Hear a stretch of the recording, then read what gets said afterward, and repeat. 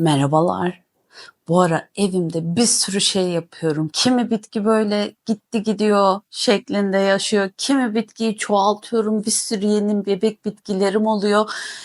Kim yerde böyle dekorasyon değişiklikleri yapıyorum ve bunları size aktarmak istedim. Evimde neler oluyor şeklinde. Burada yaptıklarım, uyguladığım işlemler vesaire sizlere de belki de yol gösterecektir diye düşünüyorum. Ama her şeyden önce eğer ilk defa geliyorsanız ben Ezgi, şu arkadaşımız da Mia Hanım olur. Beraber iç mekan tropikal bitkilerine bayağı bir bakıyoruz. Bazen bakmaya çalışıyoruz. Zorluk yaşıyoruz. Sizin gibi yalnız değilsiniz hiçbir şekilde. Hadi başlayalım o zaman. Bu konuyla ilgili geniş bir video çekeceğim. Ama öncelikle sizinle adaptasyon sürecini konuşmak istiyorum. Bakın arkadaşlar, burada poşet içerisinde 2 tane begonya var. Niye? Çünkü aşırı nem istiyor bu begonyalar ve nem düştüğü zaman böyle bütün yapraklarını aşağıya doğru sarkıtıyor ne yazık ki. O yüzden onları bu şekilde poşet içerisine aldım. Şeffaf poşet, ışık geçmesi önemli. Şimdi bu şekilde açık. Hem evin nem seviyesi bir şekilde buradan içeri giriyor, hem de içerisi tabii ki hava almış oluyor. Hem de bir şekilde burada küçük bir ekosistem oluşturmuş oluyoruz. Bu poşeti aldıktan sonra çocuklar daha iyi durumda, ama yavaş yavaş adaptasyon sürecini nasıl yapıyorum onu da anlatayım. Bu poşet tamamen kapalıydı. Daha sonrasında açtım. Yavaş yavaş ben bunun bu şekilde daha fazla açarak evin nemine, evin ortamına bir şekilde adapte olmasını sağlayacağım. Umarım ki çocuklarda işe yarayacak, çünkü gerçekten bu iki çocuğu çok seviyorum. Sevilmeyecek gibi değil ki. Evet, yaşatmayı gerçekten istiyorum. Bu süreçte şöyle bir sıkıntı yaşamışım. Evet, gördüğünüz gibi bir tane yaprak kendisini bu şekilde aşağıya doğru sarkıtmış. Mesela böyle bir durumda ne yapıyoruz? Şimdi bakıyorum, şuralar artık kurumuş, buralar aktif. Kuruyan yerden kesiyorum ki aktif yere bir şekilde zararım dokunmasın. Sulamasına da bakalım. Evet, gayet güzel nemli zaten. Bu çocuğu içeriye alalım. Aslında küçük bir sera yapmak istiyorum ama malzemem eksik. Umuyorum ki yakın zamanda yapacağım. Çürümüş yaprak parçası, onu da alıyorum. Çünkü çürüyen parçalar daima böyle bir sorun yaratmaya devam edecektir. Bu da aklınızda olsun. Oldu ki toprak üzerine böyle yaprak düşmüş vesaire ölü parçalar var. Onları kesinlikle toplamanız gerekiyor. Şimdi size anlatmak istediğim bir diğer konu da minnoş minnoş kormlarımı çoğaltıyorum. Hatırlarsanız alokasyalarla ilgili bir video yapmıştım ve orada bir sürü korm toplamıştım. Bu şekilde şeffaf yumurta kabında. Peki niye bu yapay aydınlatmanın altındalar? Şu an ışığa ihtiyaçları yok, evet, ama sıcağa ihtiyaçları var. Bir tohum çimlendiriyorsanız korm, yani bu alokasyaların altında bulduğunuz şeyler var ya, onlar korm. Kormları çoğaltmak gibi bir fikriniz varsa sıcak olursa daha iyi olacak. Bu şeffaf yumurta kabı o yüzden çok iyi durumda. Bir kısmını küçük serama aldım. Onları da biraz sonra göstereceğim. Ama onun dışında durum bu şekilde. Burada da arada bir havalandırmayı unutmayın. Evet, bakalım. Cana bakın.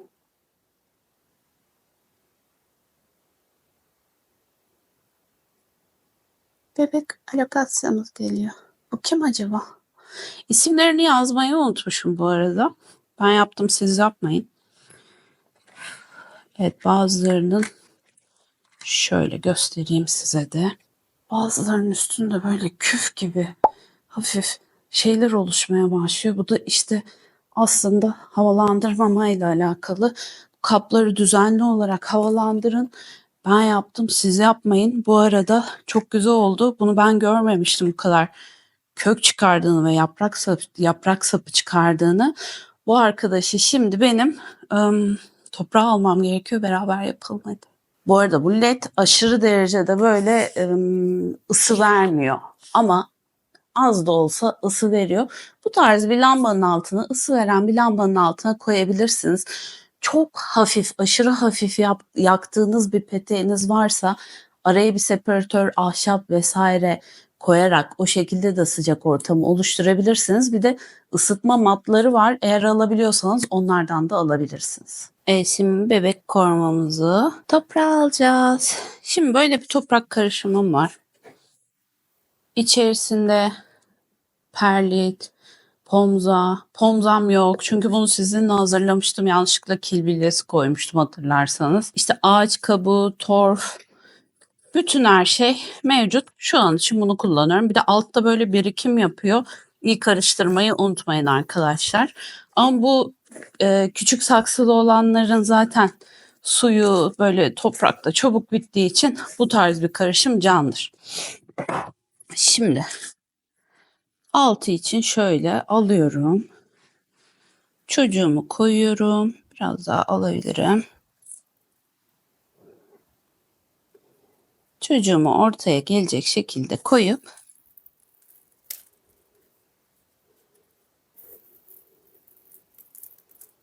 etrafını dolduruyorum.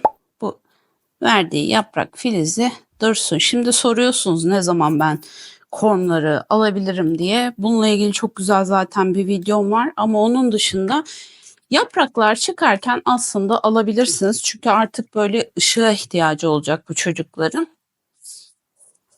Şöyle normalde musluk altında suluyorum tabii. Çok hafif de serada duracağı için çok az suyunu veriyorum. Sonrasında şöyle güzel bir sera aldım. Her yerde satılıyor zaten arkadaşlar. Bu yeni çıkan kormlarımı yapraklarını vermeden önce ya da yeni küçük bitkiler aldıysam gene demin gösterdim ya begonyalarda adaptasyon süreci eve alışması gerekiyor. Küçük bitkileri hele ki böyle tropikal bitkileri aldığınızda sorun yaşayacaksınız. Büyük ihtimalle ben çok yaşadım. İşte o sorunlardan kurtulmak için de adaptasyon sürecinde çok iyi oluyor bu kutu. Şimdi yeni aldıklarımı da size göstereyim. Bir de buranın içinde neler var onlara bakalım. Tata, şuranın tatlılığına bakın. Bu küçük kızımızı buraya yerleştireceğim. Şimdi bazı bitkilerde ne yazık ki sorun yaşadım. Bazı alokasyalarda çünkü kışın büyük bir hata yapıp alokasyaların hepsini alttan sulamak gibi bir gaflette bulundum. Ondan kaynaklı olarak da bitkilerde sorun oldu. Bakın demin yaptığım yöntemle ben bu güzeller güzelini yetiştirdim. Şuna bakın. Tabii bu ne diyeceksiniz? Bilgim yok. Büyüdüğünde göreceğiz artık ne olduğunu. Şu 3 bitkiyi yeni aldım. Bunu buraya koymadan önce büyük sorun yaşadı. Çünkü sulamayı unutmuşum. Her zamanki gibi. Ben fazla su veren değil az su veren bir insanım. O yüzden hemen buraya aldım. Bu yaprakların hepsi böyle aşağıya dönüktü. Buraya aldım sulamasını yaptıktan sonra bakalım artık umuyorum ki kendisine gelecek. Burada dünyalar tatlısı Nican var. Şunun tatlılığına bakın ya. Güzellik. Burada şu an adapte oluyor bu çocuklar. Bu da minnoş bir philodendron olması gerekiyor. Küçücükler daha. Evet diğer aldığım kormlarım da bu şekilde kendilerine gelip umuyorum ki yaprak verecekler. Artık ışık alması gerekiyor. Yaprak çıktıktan sonra bu çocukların ışığa ulaşması gerekiyor ki fotosentez yapabilsinler. Bu yüzden de aydınlık bir yerde böyle camımın önünde duruyorlar. Bu çocuklar keyifleri yerinde, bu arkadaşı da almış olduk. Uyanmayanlar da var, köklenmiş ama buraya almışım. Hala bir şey yok. Bakalım çürümüş mü? Neredesin? Korm yok. Aha buldum. Evet. Ne yazık ki bir tanesini kaybetmişiz. Bakın. Görüyor musunuz? Çürümüş. Bu arkadaşı buradan çıkarıyoruz. Bakalım burada durum ne? Ben bunları erken aldım işte, bakın erken aldıklarımda sorun yaşamışım. Yaprakların çıkması gerekiyor ya. Burada korm nerede acaba? Muhtemelen bu da çürümüş. Yani tohum gibi düşünün. Tohumların nasıl ki %100 başarı sağlayamıyorsunuz. Kormlarda da öyle. Bulamadım. Bunu çıkarıyorum. Şuraya bakalım. Ay. Şuna bakın. Şurada küçücük bir filiz var. Umarım gözüküyordur. Bu geliyor. Sağlıklı. Dursun. Bu zaten sağlıklı. Şunu kontrol edelim bir de. Şurada sert bir şey var.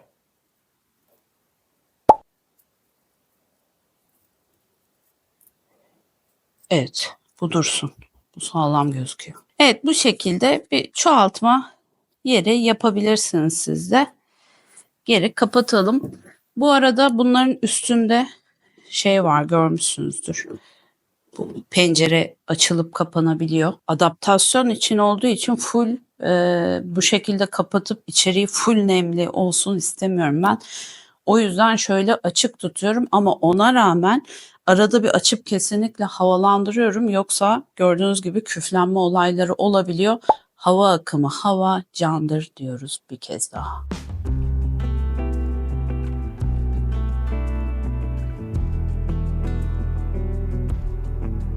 Evet, sizinle beraber Mospola aldığımız Succumiferum, güzel kızım, yeni yaprak veriyor. Gene tabii ki bu infloresenslerini salgılıyor.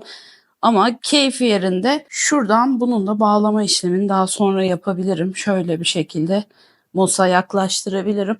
Ama hiçbir sorun yok. Keyfi yerinde, gayet güzel, mutlu mesut bir şekilde büyümeye devam ediyor. Ya bazı bitkilerin gerçekten gidişi bile çok güzel oluyor.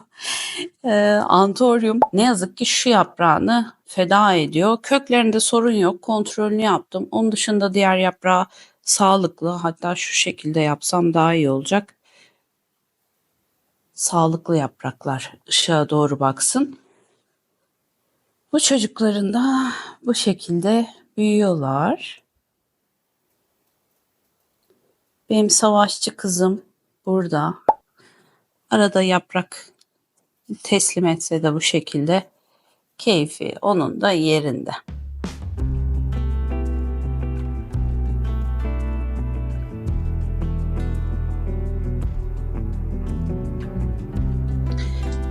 Bunları da sizlerle beraber Mospola almıştık. Belki hatırlarsanız bunlar da gayet güzel bir şekilde sorunsuz büyüyorlar.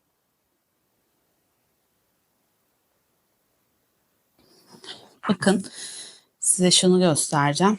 Philodendron Florida Ghost. Gördüğünüz gibi hep yeşil yapraklar verdi. Çünkü şurada bakıyordum bu arkadaşa. Buranın altındaydı yanılmıyorsam. Daha sonra böyle ışığın yoğun olduğu bu rafın buraya aldım ve yeni çıkardığı yaprağı görüyorsunuz. Yani varyeteli bitkilerde gerçekten ışık oranı, ışık o kadar önemli ki lütfen buna dikkat edin. Geçemiyorum. Şimdi size şu iki güzel kızımla ilgili bilgi vermek istiyorum. Belki de bunların ayrı bir videosunu çekebilirim. Marantalar, limon lime ve normal bildiğimiz maranta. Şimdi bunlar yapay ışığın olduğu yerdeydiler ve normal bir şekilde saksıdaydılar. O kadar kötü ki, yani yaprakların sararması, uçların gitmesi, ikisinde de büyüme sorunları vesaire. Daha sonra bu ikisini de akıllı saksı sistemine aldım. Şu şekilde ve buraya getirdim. Arkadaşlar, tam orta ışık seven bitkiler bu marantalar. Yani getirip de böyle camın önüne koymanıza gerek yok. Çok karanlığa ya da yapay ışığa koymanıza gerek yok. Şu an bakıyorum güney cephe benimki 1, 2, 3, 4, 5 metre falan uzaklıkta camdan ve ikisi de buraya geldikten sonra o kadar güzel coştu ki, hatta diğer marantalarımı niye buraya getirmiyorum?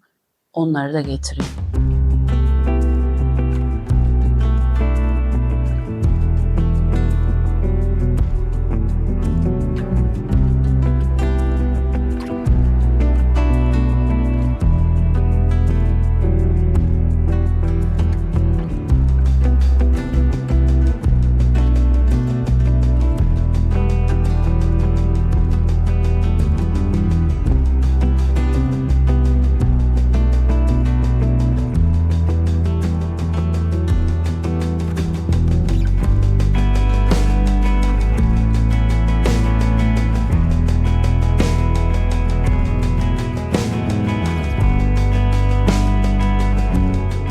Diğerleri akıllı saksıda değil. Güzel çocuklarım ama bunları da yavaş yavaş akıllı saksıya alsam iyi olacak. Gerçi bunlar yapay ışıkta çok sorun yaşamadılar. Bu iki tür özellikle çok sorun yaşadı. Bayağı bir yaprak kaybı falan yaşadı ama sonrasında yeni gelen yaprakları görüyorsunuz işte. Neydi o? Anlatmaya gerek yok. Görüyorsunuz işte. Bunlar hep oradaki yapraklar.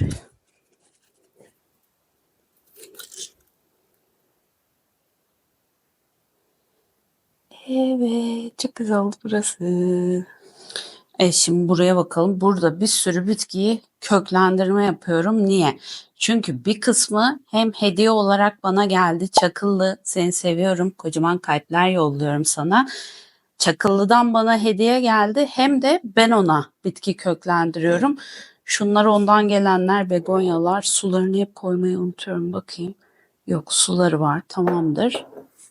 Ona bir tane Philodendron aberrant yollayacağım. Bir tane Mexicanum çeliği kestim. Bir tane de minima yollayacağım. Onları burada köklendiriyorum. Köklendirdikten sonra da ona gönderme yapacağım. Bu arada yolladığı bana neydi bu? Hoya herhalde değil mi? Çok alışamadım. Ya Hoya ya Hoya. Hoya olması gerekiyor. Bunları da bu şekilde yaptım. Şimdi bardağın içerisine düşüyor ya. Bunu da Yeşilist'ten görmüştüm. Yeşilist, sana da buradan selamlar. Limon filelerini falan bu şekilde yapıyordu. Ben de buldum, neydi bu? Kestane filesi olması gerekiyor. Onu çöpe atmamıştım. Bu şekilde kestim ve çocukları da aradan soktum. Kök vermişler mi? Çok daha yeniler. Sanki minik minik bir kökler uyanmaya başlamış. Burada yapay aydınlatma yeni aldım. Bu çocuklar da yapay aydınlatmanın içerisinde mutlu mesut bir şekilde yaşıyorlar. Senin gene sulamanı unutmuş olabilir miyim ben?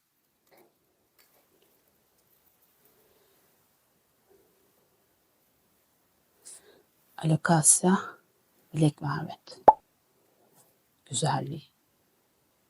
Pet şişe saksında ve her zaman gibi sulamayı unutmuşum. Bunu da sulayıp gelelim. Tamamdır. Besinli su vermedim çünkü yeni yaprak çıkarmıyor. Bu arada bu benim anaç bitkim. Bunun sayesinde bir sürü yeni bilek velbetim oldu. Bir sürü bana korm verdi. Şuralarda bir yerlerde evet buldum. Ve bir şey olması gerekiyor diyecektim. Bakalım bunun su durumu nasıl? Takılma. Hop. Evet, bunu da suyunu unutmuşum. Merhaba. Bu da hidroponik sistemde. Buna da su ekleyelim. Evet, suyu ekledim. Burada biraz fazla koymaya çalışıyorum suyu. Çünkü ne yazık ki gördüğünüz gibi burayı sulamayı unutuyorum. Dikleştirip bu çocuğu da annesinin kucağına koyalım. Bu çocuğa da bu şekilde bir akıllı saksı yaptım. Çünkü toprağı aşırı hızlı bir şekilde kuruyor. Ondan kaynaklı da böyle bir kavanozun içerisinde gayet de tatlı oldu. Zaten bununla ilgili shorts videosu, reels çekmiştim. Ona da bakabilirsiniz. Akıllı saksı gerçekten aşırı nem isteyen, toprağı her dakika nemli olsun isteyen bitkiler için kurtarıcı ve hassas köklü olanlar için. Benim şu an düşünüyorum, doğa çiçeklerimin çoğu akıllı saksıda. Bu tarz gelen çabuk kuruyan, çabuk susayan bitkilerin çoğu akıllı saksıda. Evet, o sistemi oluşturmak birazcık hani uygun kabı bulmak vesaire sıkıntı oluyor ama böyle ağzı geniş, ağzı dar vazolar, yaratıcılığımızın birazcık daha devreye girmesi gerekiyor sanırım akıllı saksıyla alakalı olarak. Bu arada benim minnoş baş belası kızım yeni yaprağını gene vermeye başladı. Alokasya poli. Hala yaşıyor. Merak edenler varsa ve çok mutluyum gerçekten bununla alakalı olarak. Şu an mesela bu arkadaş yeni yaprak verdiği için sulama zamanı geldiğinde besinli suyla sulamasını yapacağım. Onun dışında bir sürü bitkide köklendirme yapmaya devam ediyorum. Bu arkadaş bir türlü adadan ayrılmayan ve yaşama inatla tutulan Philodendron verrucos'um. Almayın, aldırmayın bitkisi çünkü aşırı fazla bitki zararlısı çekiyor. Atamıyorum da çünkü çok seviyorum. Gene bir şey var bunun üstünde. Evet, gene kırmızı örümcek olmuş. Görüyorsunuzdur. Şöyle gösterelim. Şurada küçücük ağları görebiliyor musunuz? Bakın. Ama sanki yaşayan bir şey yok gibi. Çünkü o benim karışımımdan bir şekilde, yani karışımımdan ben buraya ilaçlama yapmıştım.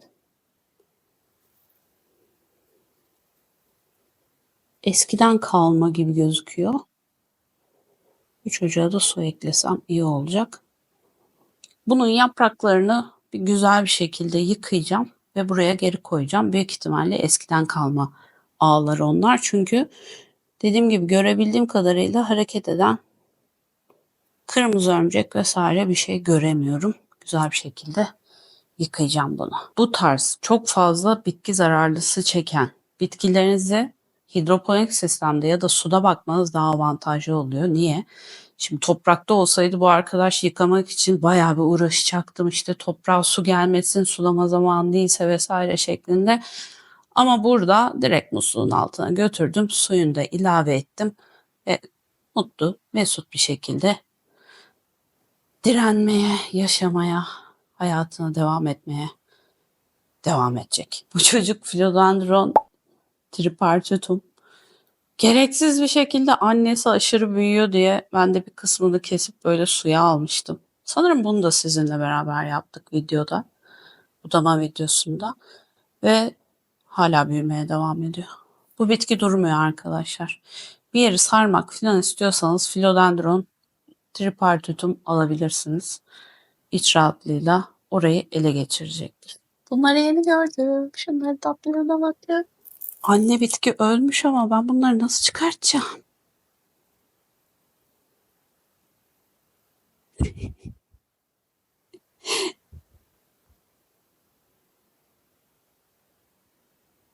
Evet, bunları bir ara sanki toprağa alsam iyi olacak. Ha, ezilmeden girin. Söyleyebileceğim, aktarabileceğim başka bir şey var mı diye düşünüyorum ama hani size bakın bu böyle olduğunda bunu böyle yapmak lazım şeklinde verebileceğim bir uyarı bulamıyorum. Umuyorum ki ufak tefek de olsa bazı şeyler böyle size faydalı olmuştur ipuçları olarak. Hala düşünüyorum, hala bulamıyorum. Lütfen sorunuz varsa ya Minnoş şunları anlat. Ben bunları çok merak ediyorum şeklinde bir sorunuz varsa yorumlara yazın. Yorum candır, beğeni candır, abone olmak candır. Bir sonraki hafta görüşmek üzere. Bay bay.